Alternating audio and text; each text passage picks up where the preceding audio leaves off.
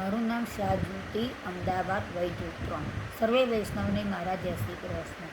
શ્રી સમસ્ત પુષ્ટિ માર્ગીય વૈષ્ણવ સમર્પણ ટ્રસ્ટ વલ્લભ વિદ્યાનગર દ્વારા અગ્નિહોત્રી ગોસ્વામી શ્રી 108 દેવકીનંદનજી મહોદયશ્રીના આશીર્વાદથી દરેક ઉત્સવમાં આયોજિત ઓનલાઈન કોમ્પિટિશનમાં આજે વક્તૃત્વ સ્પર્ધા હેઠળ હું કોઈ 2 શબ્દ કહીશ. મારો વિષય છે અધિક માસ એટલે પુરુષોત્તમ માસ, પણ મલ માસ નહીં. તો અધિક માસ એટલે શું? અધિક માસને જ પુરુષોત્તમ માસ કહેવામાં આવે છે. જે મહિનામાં પડવાથી અમાસ સુધી સૂર્ય સંક્રાંતિનો પ્રવેશ ન થાય અને વધારાનો મહિનો દર 2.5 વર્ષે નીકળે છે. આ પ્રમાણે સૃષ્ટિક્રમમાં 30 મહિને મળતો એક વધારાનો મહિનો તે જ અધિક માસ કહેવાય છે. અધિક માસ દર 3 વર્ષે એકવાર કે 5 વર્ષમાં 2 વાર આવે છે. અધિક માસમાં સૂર્ય સંક્રાંતિ નહીં હોવાથી વૈદિક કાર્યો જેવા કે જનોઈ, વિવાહ, યજ્ઞ ઇત્યાદિ લોકવેદ સાધ્ય કર્મો અસંક્રાંતિ માસમાં થઈ શકતા નથી.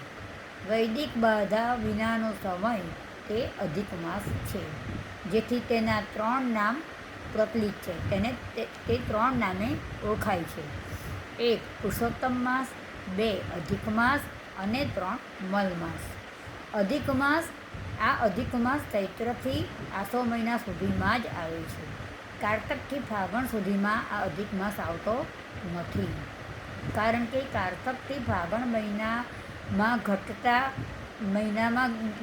ઘટતા નથી. સૂર્ય આ માસનો સ્વીકાર નથી કર્યો, એટલે કે અધિક માસનો સ્વીકાર સૂર્યે નથી કર્યો, અને તેથી જ તેને મલમાસ કહેવામાં આવે છે, અને તેથી જ તે મલમાસ ગણાય છે.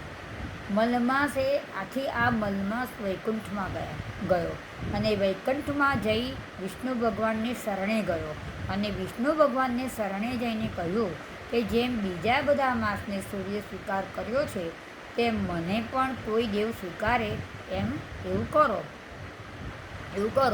એટલે વિષ્ણુ ભગવાને તેને ગોલોકમાં નિર્ગુણ પુરુષોત્તમને શરણે લઈ ગયા અને વિનંતી કરી. વિષ્ણુ ભગવાન આ માસને પૂર્ણ પુરુષોત્તમ ભગવાન જોડે લઈ ગયા અને વિનંતી કરી કે બધા જ દેવોએ માસ, ઋતુ, અચન, દિવસ, વાકને પોતાના કર્યા છે, તો તેના સ્વામી એ દેવો બન્યા છે. આ સંક્રાંતિ વિનાનો માસ લોકોમાં મલ માસ નામથી ઓળખાય છે. તેનો સ્વીકાર કોઈ કરતું નથી, માટે આપ સ્વીકાર કરવા કૃપા કરો.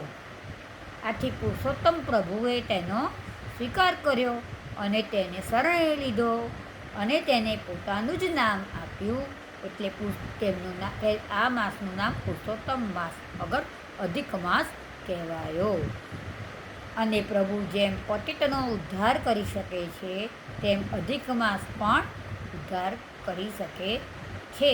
તેમ તેને પ્રભુએ મહાત્મ્ય દાન કર્યું. એટલે પ્રભુએ એને દાન આપ્યું કે જેમ પ્રભુ પતિતનો ઉદ્ધાર કરે છે, તેમ તું પણ ઉદ્ધાર કરી શકીશ.